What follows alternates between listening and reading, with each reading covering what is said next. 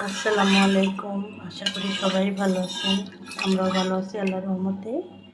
এটা হচ্ছে চিতল পিঠা বানাবো। চিতল পিঠার জন্য এটা তেজপাতা, গরম মশলা, দারচিনি আর হলো এটা কি খেজুরের গুড় দিয়ে নারকেল দিয়ে এটা জাল দিছি। এখন এটা জাল দেওয়া শেষ। এখন আমি এখানে দুধ দিয়ে দিব। যে আমি এখানে 3 কেজি গরুর দুধ নিয়ে এটা 1 কেজি বানাইছি। এটা এখন এখানে ঢেলে দেব। সব ঢেলে দিলাম। দুধ ঘন হয়ে গেছে, সরে ঘন হয়ে গেছে। এটা কিন্তু ফাটে নাই দুধ, দেখেন এগুলো হলো সরগুলো সব এমন হয়ে গেছে। পিঠা বানায় দিয়ে দিব। যে চিতল পিঠার গোলা গুলাইছি, এখানে চিতল পিঠা এখন বানাই। এই যে এখন বানাবো।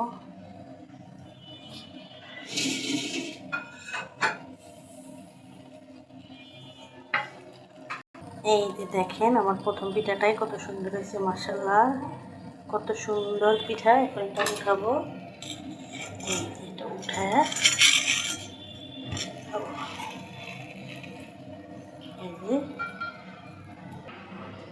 এই যে প্রথম পিঠাটা দিয়ে দিলাম। বিসমিল্লাহির রহমানির রহিম। এই যে আমার প্রথম পিঠা।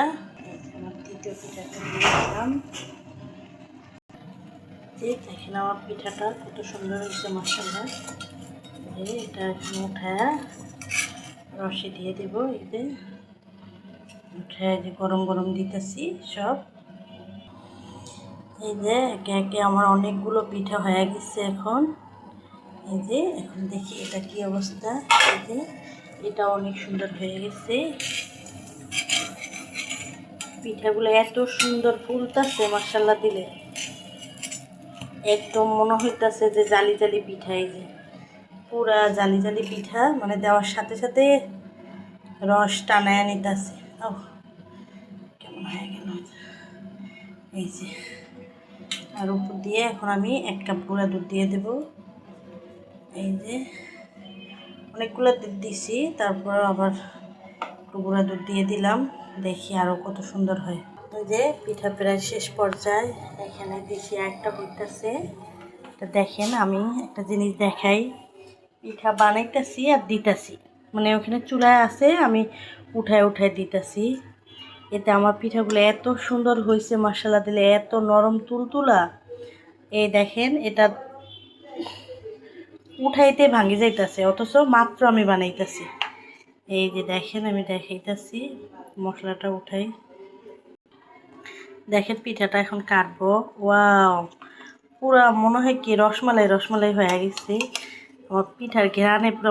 দেখেন পিঠাটা আমি বানাইতেছি আর দিতেছি, এতে কি অবস্থা, মানে এত নরম, এত সুন্দর হয়েছে, তুলতুলা হয়েছে।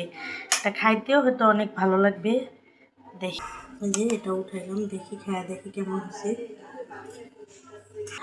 জানি না বিশ্বাস করবেন কি না করবেন, পিঠাটা এত নরম, আল্লাহ, এত তুলতুলা, এত সুন্দর হয়েছে, এটা ধরতে ভাঙি যাইতেছে। মাশাআল্লাহ মাশাআল্লাহ।